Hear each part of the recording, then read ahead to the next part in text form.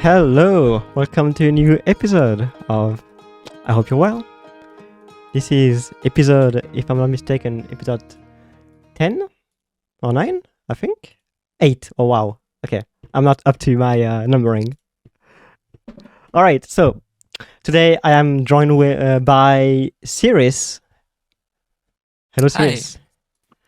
And by Hi. Poire. Hello. How you both doing?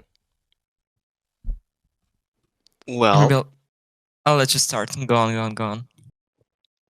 I'll say I'm fine. I'm doing pretty okay. Doing things, this and that, my life, and I'm just glad to be here, to be able to share that moment with both of you. Same here. I'm pretty much the same. I don't have any complaints yet about. I'm feeling good for at least the last few days. Have been pretty pleasant for me. So yeah, I'm doing well. Okay, hell yeah, okay. Well, happy to have you here. We have a lot to talk about today.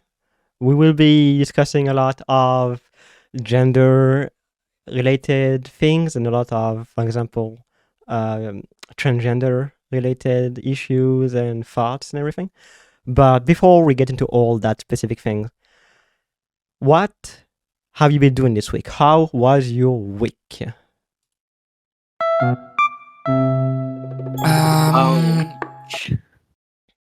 Do I start? Do you start? As you wish. I want to let you start since you let me start just now. Okay. This week has been pretty okay, as I told a little bit earlier.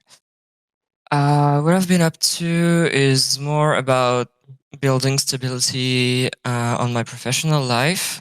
So looking for jobs, looking about which opportunities are available for me or not, with my own set of skills. I had a really good surprise in the end of the week regarding this topic here, and yeah, I'm looking forward to see what's happening in the next few days. So pretty much hyped, as I'd say. That's great. I hope everything works out for you. It sounds like Thank you're you. on a good track there. All right Well, then. I'm crossing my fingers as well. So Hell yeah, I'm all right then. Like I'm happy to hear this.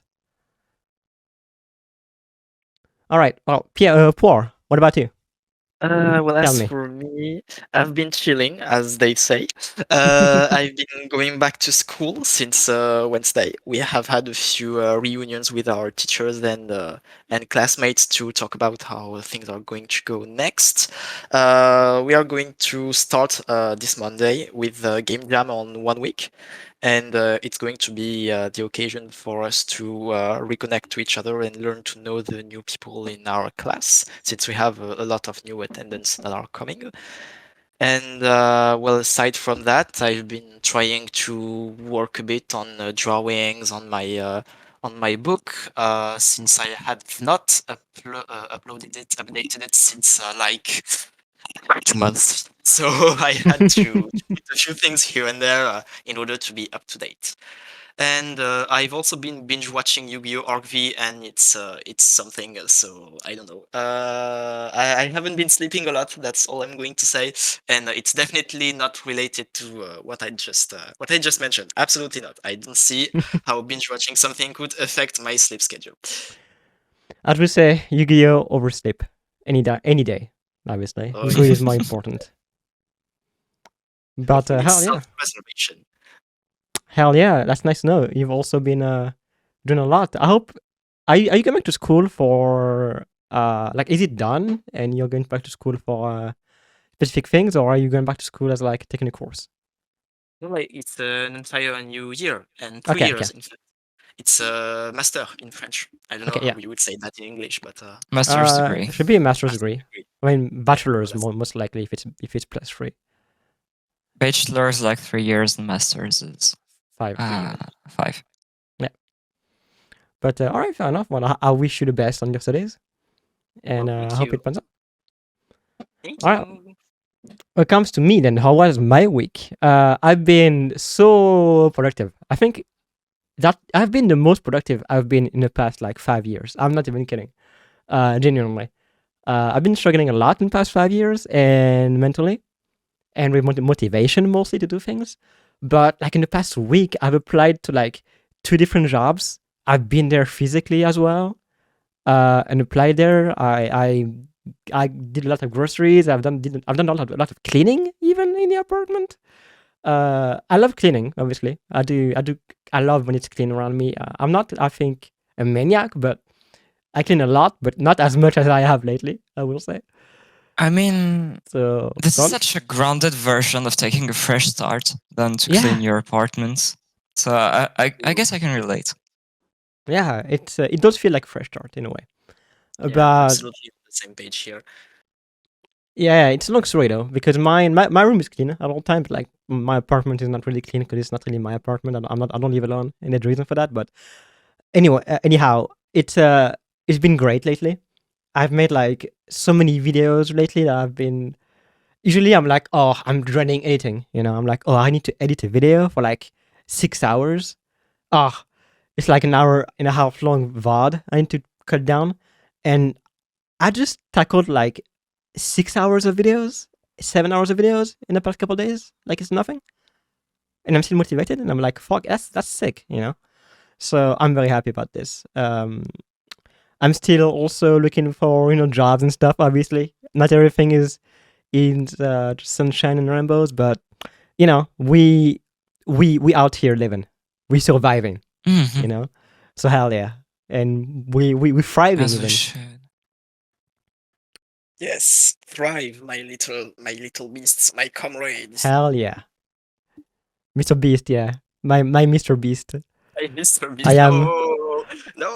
I am the Mr. Beast uwu. Hell yeah. Okay. Moving on from that bad I would never say that ever again in my life. I mean, All you right. could just have to face the consequences. Yeah, I don't want to face the consequences, so that's the thing. Those two words, Mr. Beast and uwu, does not belong in the same sentence. So yeah. But enough talking about Mr. Breast. Okay, let's get into the first topic of today's discussion, which is genders and transgenderism.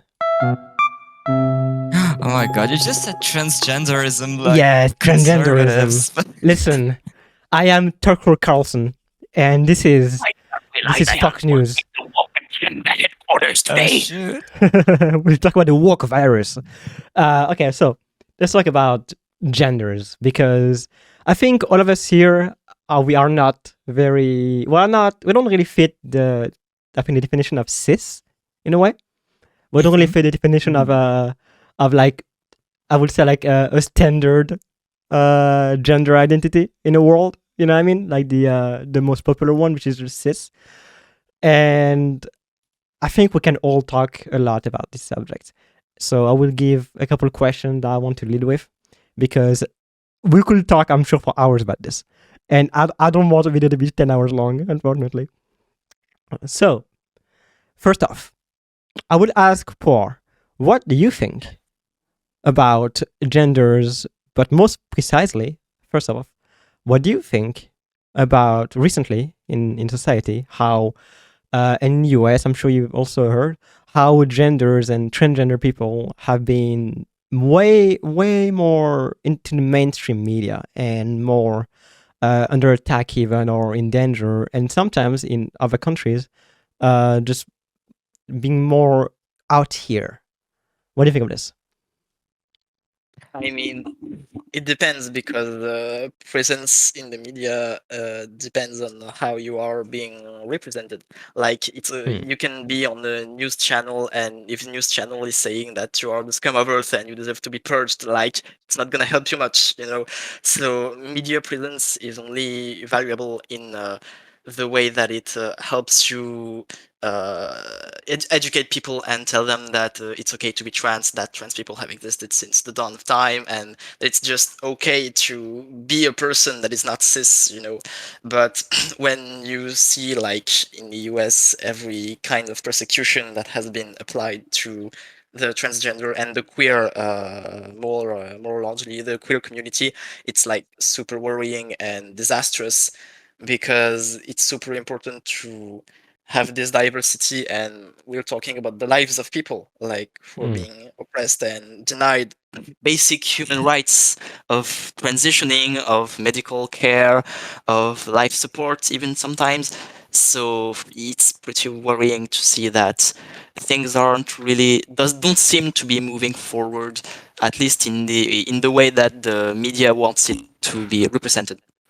But at the same time, like we shouldn't be distracted about everything that the community is doing to help itself, and I think we should focus on that and on how we can help our fellow queer comrades to build a better safe place, a better community in between each other, rather than fighting the corrupt hierarchies and the corrupt media system that don't want to be in a debate. They're just here to dunk on people and spread their destructive theories and ideas. So I think it's pointless to like go after them because they're just going to do their thing. We have to focus on doing what we can in between us to help the people, the queer people who need it, to educate the people who want to be educated, and to organize and defend ourselves against what the current ideologies in society are trying to do against us to silence us. Okay, definitely. There's been a lot. You've said a lot here, and absolutely agree. It's very. There's been a lot more negative representation in the media in the US, especially. But thankfully, what I keep telling myself is that thankfully it's all mostly manufactured. And if you ask the average person, right, they will be in favor of trans people, and that's a good thing, in my opinion. It's I think we see a lot of over negative representation because the media wants you to think that everyone hates, for example, trans people, when it's not the case, you know. And there's a lot more positive out there. Answer? I don't like. I agree on what you say, but I just want to add that yeah, media, trans people in media today are not treated very well. You're either hated on or objectified to be upon on an agenda, and there's actually really little media that does good things for trans people. And I actually feel very lucky and fortunate to be in France, where we have public service television that's developing TV shows like RuPaul's Drag Race that features trans people each time. It's so cool. But yeah, even though there's some few good things, trans people and media are not a good Not a good mix mix. for now. Yeah, no, they're not a good mix.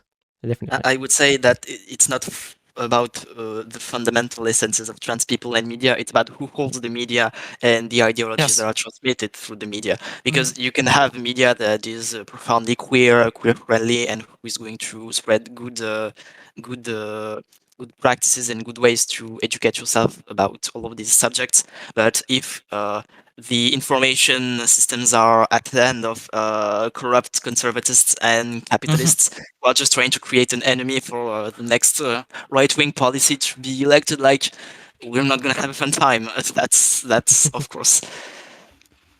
But that's why we got work to organize ourselves and take back spaces where we can express ourselves. And Yeah, of Drag Race course. is very cool for that because it just shows that a lot of people are into it and are just thinking that trans and queer forms of expressions are likable, are impressive, and they just want to be a part of that effort, you know.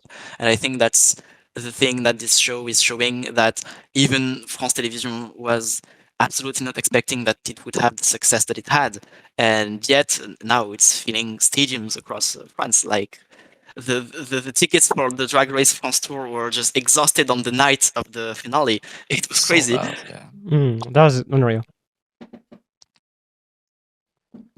We're gonna add anything, Ciryss?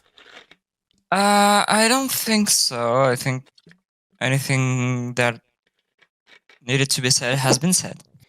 All right, fair enough. Then I will just not really add anything, but just talk about the fact that yeah, once again, there's a lot of issue, there's a lot of things going on, but if you disconnect yourself from the media and you just look at the average person that is not like associated with media, once again, they do not really care, or they're in favor of trans people. So yeah, go on. I'd add that if I want to watch over my fellow queers and trans people, and most globally people that are victims of oppression, there are local associative spaces that Yes. can be on bars or shops, or I'd rather go out IRL and do what I can on my environment than really take into consideration what's been done on the media. Yes, definitely. Local action is way more impactful in your community than just mindlessly listening to mainstream media. Definitely. There's always resources. The good thing about this is that this local action creates organization, and through this organization, it is possible to undergo actions that have a much bigger scale. And even though I don't think we're going to take back the media anytime soon, it can help like create events or parties or meetings in which people can be drawn into, and then help give them this access to education that maybe otherwise they wouldn't have. So that's why I think it's important to create this community, because not only does it help queer people if they are maybe the victim of an individual aggression, and then this individual aggression is we help healing it with the community, but it also helps other people understand the way that queer people are working, and how they can help the communities themselves, even if they are not directly a part of it. Absolutely. I absolutely agree. It's always like visibility, basically. You're talking about visibility mostly. It's Yeah, that's it. That's basically it's visibility is the most important thing for anything, any topic. That's why a lot of people say I used to feel this way for years, and I just hid myself, and then I realized I saw that there's people just like me because there wasn't any visibility back then. So a lot of us stayed closeted. But visibility is the most important thing because it helps people like that. Yes, it helps everyone be more comfortable with everything. But okay, we've talked about media mostly, visibility here. But I want to get into a bit more in depth discussion about feelings mostly.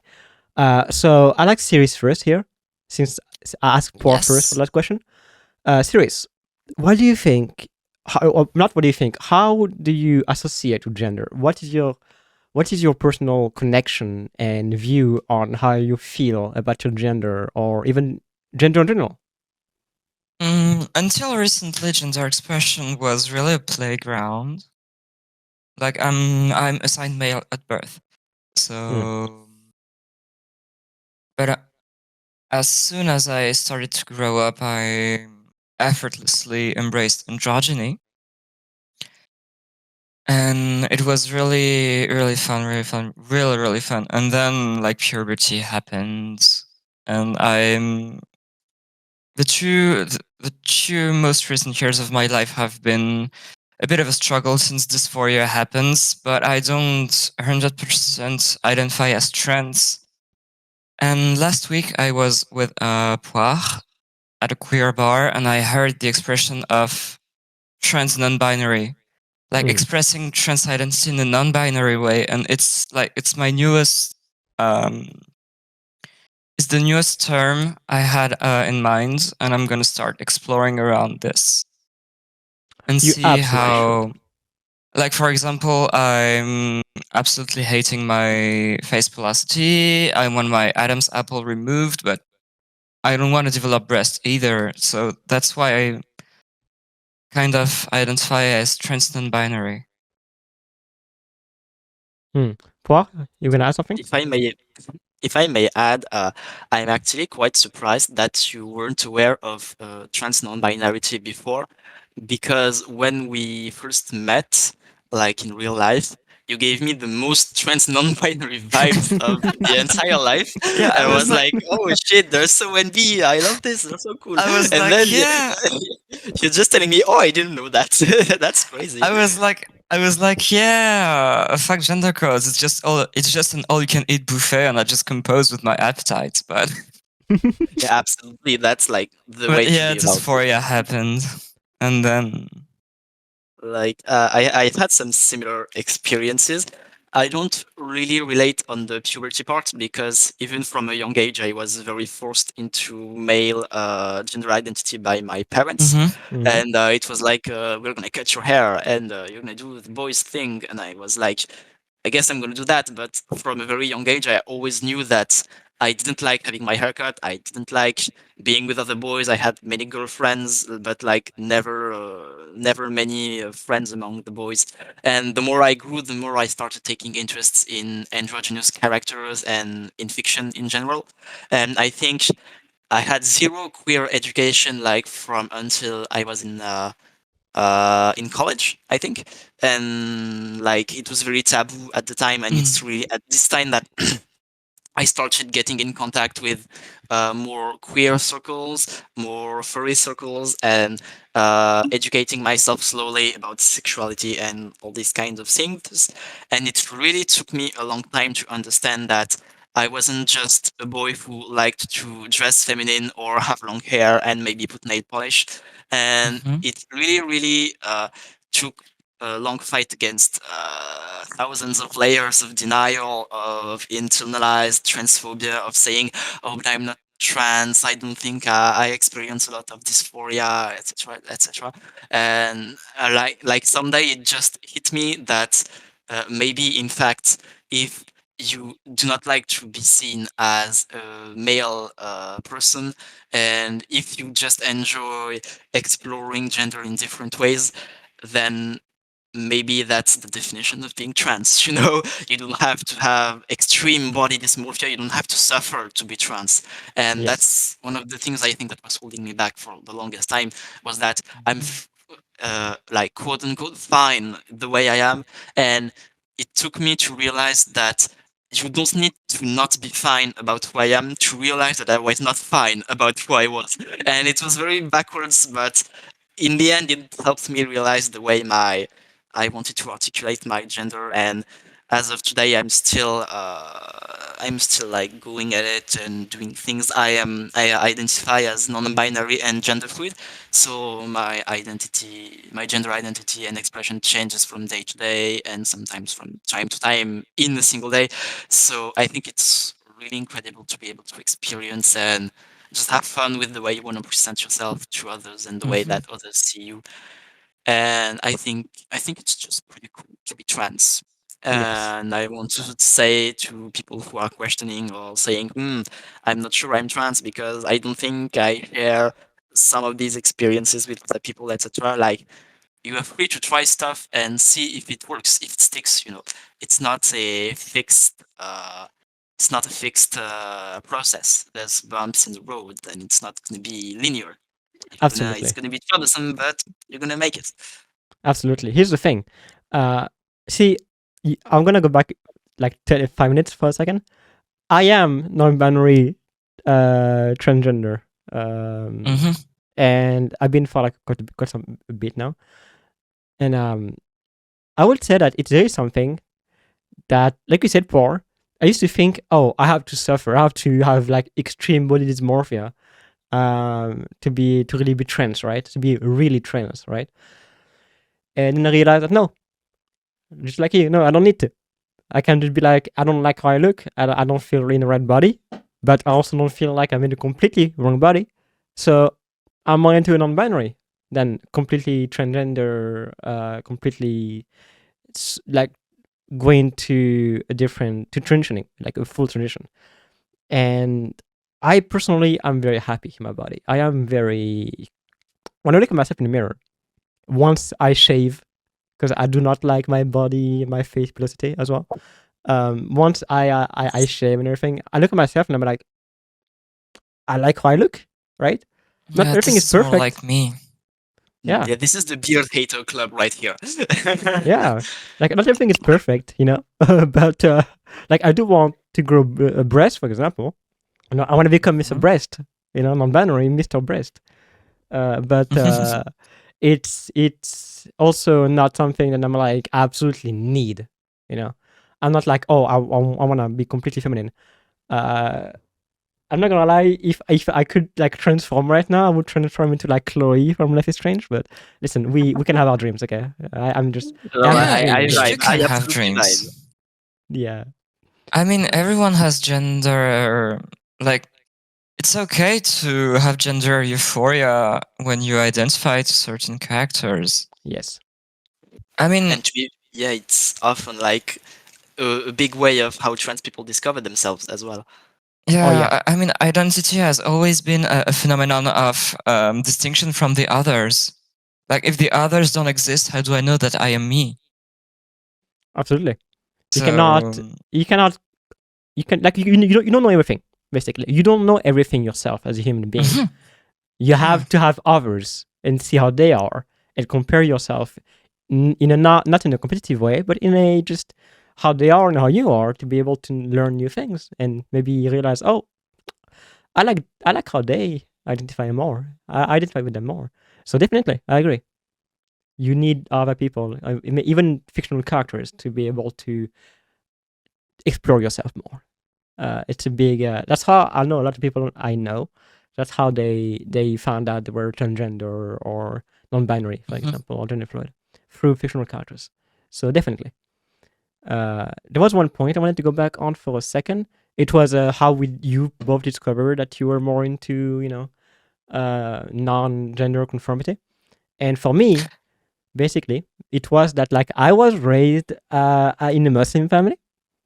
So you can imagine that it was very much very anti-LGBT, very anti-gay, anti-transgender people, Yeah. extremely anti all of that stuff. And so it took me into college when I moved out in 2016. After I moved out in 2016, after like 2 months, like 3 months, I was like, maybe I don't think I'm straight, and I just because I was not living with my mom anymore, I could think for myself, I was on my own, and that was like a big revelation. It did help that I found the furry community as well at that time, but Mhm. I also was struggling a lot lately at that point, and it got worse over the next couple of years, and that was part of it, and family wise and whatnot. But I look back at everything I went through in the past couple of years mentally, and I am way happy now. I mean, I'm way happier now. I am I'm actually. happy for you as well. Thank you. Yeah, I got past all of that, like homophobia, all of that transphobia that I was coded with. I was programmed into my head for all these years of me growing that family, Muslim religion and whatnot. Mhm. And I thankfully was able to by myself remove all of that over the past couple of years. So that's nice. But that's why I think it's very important, like you said before, visibility. It's the most important thing in my opinion. Because and that's what I'm doing with this show, for example. It's visibility, right? Having Yes. at least Yeah. content out here people can relate to and listen to. Because I don't want people to, for example, in my situation, for example, that do not know that that's how things can go for them, or that their vision of things could be wrong because they don't know they've just been raised this way. So definitely, it's very complex. Was there anything you want to add about that subject then? Yeah, maybe just bouncing back on what you said, that you went away from your family, and it allowed you to take a break from all the homophobia and the queerphobia.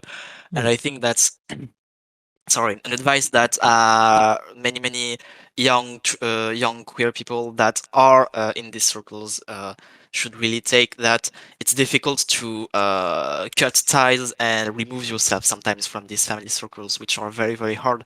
But I think it's extremely important to strive for that and to absolutely do it, because the second that you get away from these toxic circles, you gain an amount of freedom about your own expression of yourself that is so incredible, and that you never would have been able to have in peace of mind if you were still stuck in these spaces that are absolutely impossible to navigate when you are queer. And sometimes it's difficult because like your family is your financial support and you can't really live without them, and there's this difficulty, but there's always ways to get around. There's always associations that help queer people take refuge for a while if they need to have a moment to bounce back and find a way to stabilize their life. There are always people who will be there to support you. It's amazing if you can find other queer people and siblings in your entourage to help you and support you while you are doing this transition and this gesture to go away from the people who are toxic in your life. So I think it's really the main goal for everyone who is suffering from their families, if their families are making you hurt and like really doing questionable stuff to you, even if they aren't, like even if they're just not allowing you to have these spaces to express yourself. Take these opportunities to be alone, far from them, and see how experimentation on your own side can allow you to unlearn all of the internalized queer phobia and to take these chances to really become what you wanted to try and become for all this time. And I think it's really, really, really important that all queer and young queer people accept the fact that it's okay to distance yourself from your family if you feel that it's necessary for you at some point in your life. Definitely. That's very good advice. Okay, I was going to say that I think we could have a second topic, but it's been half an hour and I think it's perfect. We've talked quite a lot Yeah. about this. Maybe so in the future, because Go on, maybe sorry? in the future because I had a great time. So maybe in the future if you want. Oh, definitely. We can always just come back. You both can come back whenever you want, and we can talk about anything. Thank you. Definitely, it's You, very yeah. fun. But let's get into the last topic, last section of this episode, which is the advice segment. Let me get a transition here. Okay, so advice segment. How it works is we've given a lot of advice here. We have given a lot of advice, all mixed into other topics. And I want to basically ask you both, what is your main advice? If you have like one main point of advice that is not too long, that you would give to people about queer and transgender, any gender identity, what would be your main point of advice? Let's start with Ciryss. If being yourself, not really.